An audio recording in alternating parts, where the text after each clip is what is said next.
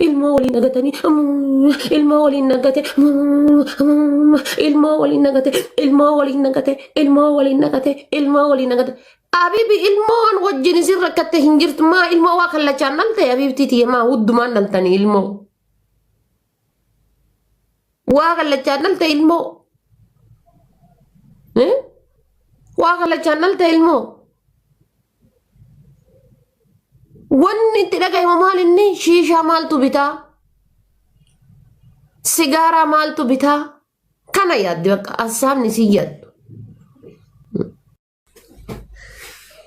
koyeti kan namni koyetiin tuquu irraa Itoophiyaa tuquu wayyaan Itoophiyaa raggaxuunaa wayyaan serious koyetiin nama tuqu hin jaaladhu nama koyetiin tuqu never hin jaaladhu ana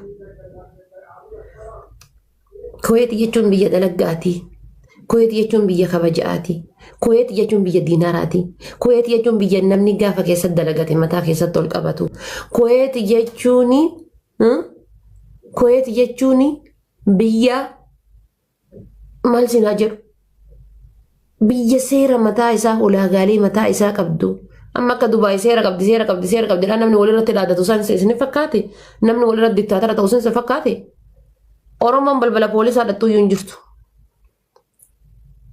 Asliif Kuwait kan filatta Kuwaitiin filadha. Walaa dhugaa isin hin jedhu. Kuwait jechuun Kuwait shariika biraan qabdu. Amma Dubaayin seera jira namni walirra deemu kana never Kuwait akkasiitii miti. Kuwait kalaas Kuwait. Amma Dubaayin seera jira ilaa namni akka barbaade walirra deema dubartii akka barbaadan godhanii dhiira akka barbaadan godhanii dhiira akka barbaadan ta'anii haraqee saffaratan jinnii saffaratan achi maxaxxii maal jedhanii wal jala deemaa wal saamu amma Dubaay biyya biizinasaatii lambar biizinasni isaan amma Dubaayin keessatti daldalagan biizinasa saamichaati wal saamuu haqa namaa milifachuu haqa namaa dhoggachuu wal cirachuu wal maal gochuu akkasitti Kuwait neefar wanna akkasiin jiru. Kuwait namni dalagate ni dalagata keessatti namni dalagate keessa mataa wal qabata Kuwait. Kuwait akkasi Kuwaitiin aqoshashuu hin danda'an. Kuwaitiin keessatti namni hin dalaganne namni hin hojjetanne namni gaafa isiin lafa jirtu hin hojjanne Kuwaitiin keessatti kufaadha. Namni Kuwaitiin keessatti kufe Ameerikaallee dhaqee hin jiraatu. Naantee biyya diinaarri takkittiin birri 400-500 biyya diinaarri takka birri 400-500 keessa ta'anii gizee namni rakkatu gizee namni waa jedhu I'm really sorry. Biyya diinaarri takkittiin birrii kun birrii Itoophiyaa 500. Inde maal taatan? Biyya keessa teettee akka diyaaspooraatii tabbaa barbaaddee gargaartu Kuwait jechuun. Sun garuu yoo hojjette qofa just yoo hojjette qofa. Na argaa aadaa Oromoo guddisa. Sargii Oromoo dhaqa. Wannoo dhaawata biyya namaan inni. Hin baasin na waame. Qabsooftuu Oromooti, qabsaayaa Oromooti, sheexana Oromooti. Malaataa Oromooti, falaaxaa Oromooti jennaan Kuwaitiin keessatti kufteerta biibtiti. Warri dura kaartoonii mataa kaayateetiin Kuwaitiin keessa kaartoonii hudduu kaayatee kaartoonii harma kaayatee Kuwaitiin keessa zooraa ture amma hundi isaanii Dubaay jira. Kuwait ofirraa darbite. Hundi isaanii galanii biyya jiran. Kun galee biyya jira, kun galee Dubaay deemee Dubaayin keessatti jiraachuu jira. Poolisiin giddiidhaan gottottee biyya galchite. Wallaahi dhugaa isin hin jiru. Kuwaitiin keessa warri amma jirtan adabadhaa dalagadhaa carraa bareeda qabdanii Kuwait biyya bareedaadha. Kuwait biyya hojiiti. Sirriitti dalagadhaa Kuwaitiin keessatti. Wallaahi sirriitti dalagadhaa Kuwaitiin keessa warri amma jirtan hin tuffatinaati.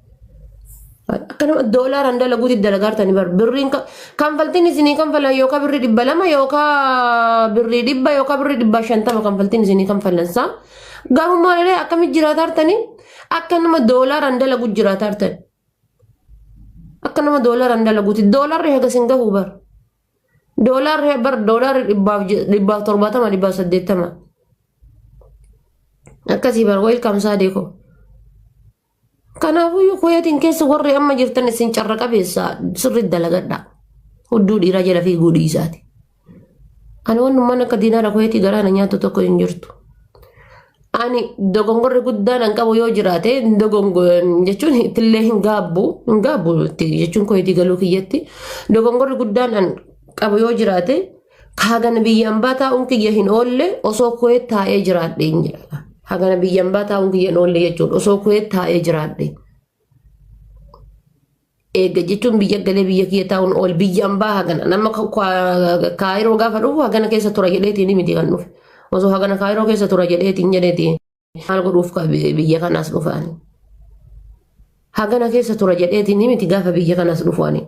Garuu dhufee miti welcome saadii dhufee miti alhamdulillah itti jechuudha. An ammoo takka ittiin safne koyeetiin keessa jechuudha. Gombas qana jedheetiin itti hojjetaa ture an koyeetiin keessa. An koyeetiin galuu kiyyaaf ittiin gammada malee ittiin gaddu. Tokkoffaa waraqata malee waggaa 8 hojjedhe. Waraqata takka malee waggaa 8. Warroonni anaa waliin kafiila jala bayan tokko isaa hin jiran gaafa hin galu. Tokko isaa hin jiran kafiila jala. Waggaa 8 waraqata malee hojjedhe.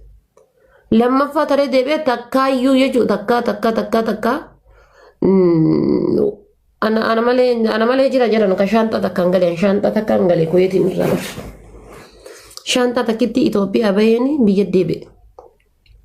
Osoo guyyaa takka uffata bitan jenne uffata bitadhan jenne maal hin jenne jinni hin jenne birdilimsii harkisan jenne maal godhan jenne. Kanaafuu koyeet biyya hucciiti. Koyeetiin keessa jettanii maqaa ol nyaatina. Amma takka wayii dhiyoo ji'a 3 moo 2 dura tarte rakkadhe jettee asirraa garanaa argufan. Anamma ni beeka baandii san warra haa walitti baangalii waliin shiishaa harkisu tokki. Rakkadhe jetteetiin hafarsan bootti maal taate akkas taate. Amma dhiyoo tana gizee laalu rakkinni sun hundi gara shiishaa gara galee shiishaan harkifama taa'ame jechuudha laayiviirra taa'ame. Tap godhaadhaa shiishaan harkifama. Dabirriin karakkinna ka shiishaati jedhee suusii waan naman goone hin qabu jedheetuma afaanumaa kiyyaan jedhise. Ni jedhise kanatti tiyyamataa shiishaadha laata. Shiishaadha rakkin nabar wallaahi billaahi gaayis rabbiin natti ragaadha. Dubartiin jechuudha. Dubartiin gaafa daartanii obsiti. Dubartiin gaafa beeloftanii obsiti. Dubartiin waa hundarra ni obsi. Gaafa suusii baratte beerriin obsitu. Gaafa suusii baratte gaafa suusii seente dubartiin abadan abidiina hin obsitu. Jaartii tantee shiishaa harkisiifta. Jaartii tantee fata goosifta gabbaatee kaaffee irratti. Jaartii tantee gabbaatee kaaffee irratti wannoo akka barbaadde sana goosisiifta. Gabbayiiti fuudhiitti dayyuusticha buqqee guddaa mukarraan deemiiti. Gaafa te dhabdee chassattee mana keessatti ol deebite kabiraatitu shiishaa bitaafi jechuudha mataa sukkuume. Kabiraatitu iyyuu gabbaasee gaafa te chassatteetiin waan fuutu dhabdee jettee kabiraatitu fuudhee mandara keessaan deemaanii jechuudha yaada yuusticha buqqee guddaadha warri jaartii teessan fuutanii kaafteerii harraan zoortan jechuudha hudduu harree seenaa isin. Warri jaartii teessan fuutanii kaafteerii harraan zoortaniitiin mandara harraan zoortan. Warri jaartii teessan suusii shiishaatii fi suusii caatii mana keessa barsiiftan. Wallahi dubartiin waa hunda ni obsiti suusiin qabamnaan kunoo teessise.